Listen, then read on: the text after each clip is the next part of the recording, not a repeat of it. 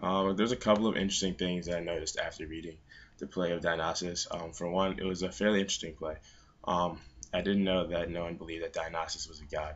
So his ability to, I always assumed that people just knew he was a god after reading Greek mythology throughout high school and then learning that he had to go prove himself with something new. And also his ability to consistently outthink Dionysus or outthink Pentheus was also pretty interesting.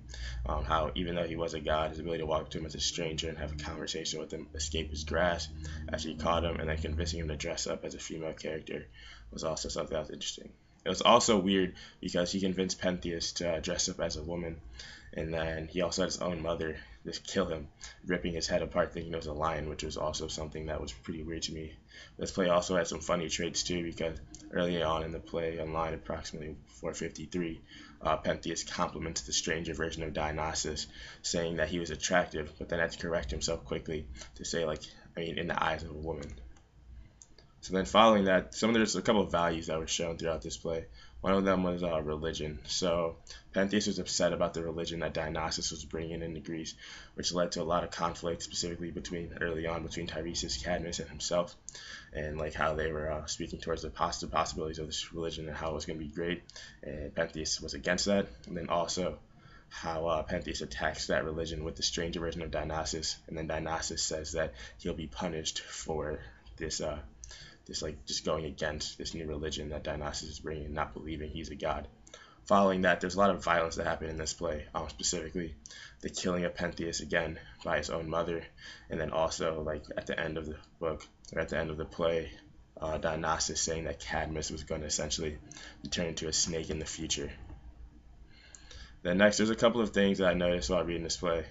One of the things that was weird that I circled was when Dionysus in scene 2 mentions that misfortune becomes you with the name like that.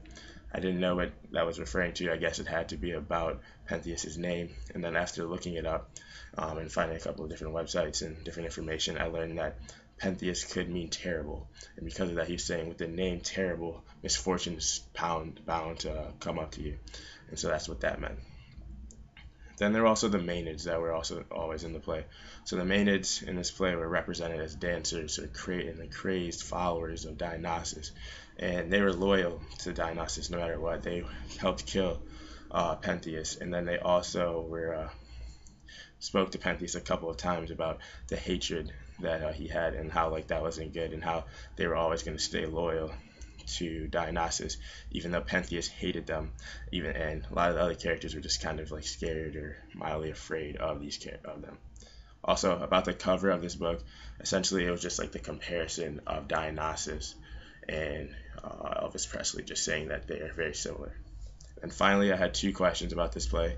One of them was, why do you think that Pentheus was so resistant to believe that Dionysus was a god, even after he escaped from him while dressed as a stranger? And then secondly, what are some of the weaknesses shown by Pentheus throughout the play?